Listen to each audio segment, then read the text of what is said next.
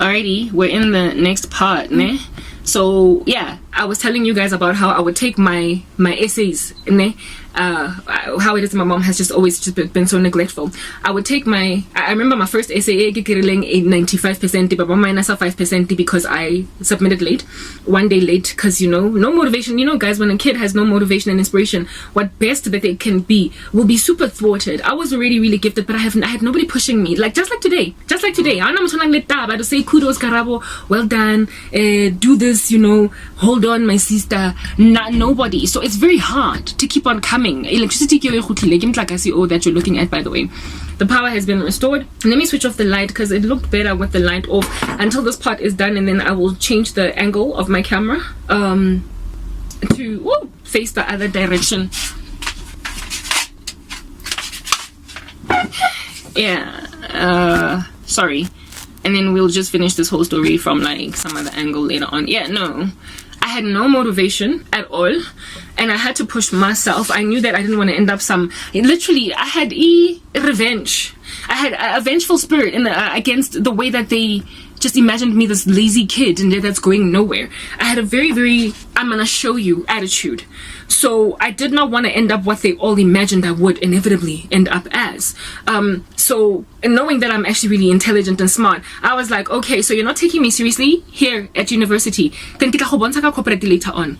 I've always just had that thing that you're not going to, by your disbelief in me, cause me to be small. I've always been that way. And that's why today I'm still pushing, despite them literally treating me ngati philile ngawe ngala, throw in the towel. Kanjani ngumuntu nje ophelele ohlakaniphile futhi. Now I'm hitting 40 and you are still saying I'm nobody, despite having seen what I did before. Anyway, so I would show her my script, my 100 near almost 100% script pass from the first ever essay that I submitted. Evans, literally, guys, there's the marking standards. If you've been there, you would know they mark you down if you don't reference right. They will mark you down if you don't have your grammar on point. They will mark you down if your information, the sources that you used, are not approved by the school. They will mark you down if the piecing together of your argument is not coherent in a way that makes the lecturer understand what's going on. There are so many things that they mark you down on. Do you understand? The structure, the length of paragraphs, and so many things. And I managed to get 95% from the one day tutorial that they gave us to train us how to write essays that are acceptable at a university. I got 95%. And the lecturer wrote on top there, well done. And then next to the well done was a minus 5% for late submission. Guys, yeah, whatever. Despite showing her 95%, still nothing. Ha patala di school fees saka on some ona o graduate ka di flying colors o ngshapong tumpa ka cum laude ona. And then next thing ko ba mosadi o very proud ka graduation ya ngwanaka. Nothing. She just decided not to pay my school fees. It was not because she didn't have money. It was because she just decided that I'm not important enough. So I almost what do you call this? Dropped out after first year, but she had a friend, pulling in a favor, a friend of a friend of another friend of a friend of a friend of another guy of a friend. Kovits. Ona limkani, libombanyana, Kovits. Ona bereka go faculty of humanities. And so they have access to the system stuff all across. If you're a Wits employee, you have access to all faculties. Goodness gracious. And she was like, hey, let's say the friend's name was Karavu, right? Not Karabo, but Karavu. It's like, hey, I'm Karavu.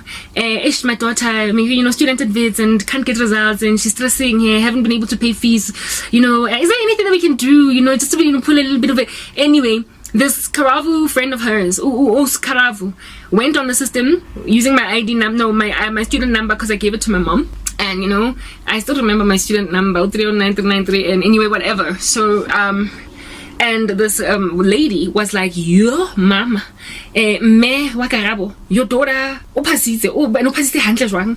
I remember the words that my mom used when she came back to give me the report was opasitse ha monate. This woman was like, yo, because she gave the results. They were frozen. I obviously could not access my results because I had not paid my fees type establishment thing, but she had access to them because she was a staff member at Wits. And she told my mom that these are my results for this subject, this is what I got for that subject, this is what I got. So essentially my mom got a favor pulled in for her by a fellow staff member. And then this staff member a staff member at Wits, and this woman at Wits advised my mom that go to financial aid office Wits and try and see if you can negotiate for this to be made as a loan for your daughter that she will pay once she is employed, and then she can register next year. They will basically write it off until she can pay it off, and they organized something like that for me, and that's how I was able to register for second year. My second year fees, what do you call this, registration fee, but that's with my older sister. I told you guys that my older sister was very, very, very supportive of me in the come up, right? My older sister paid for my registration fee at Wits, and so I was able to go for second year, but she didn't pay for second year.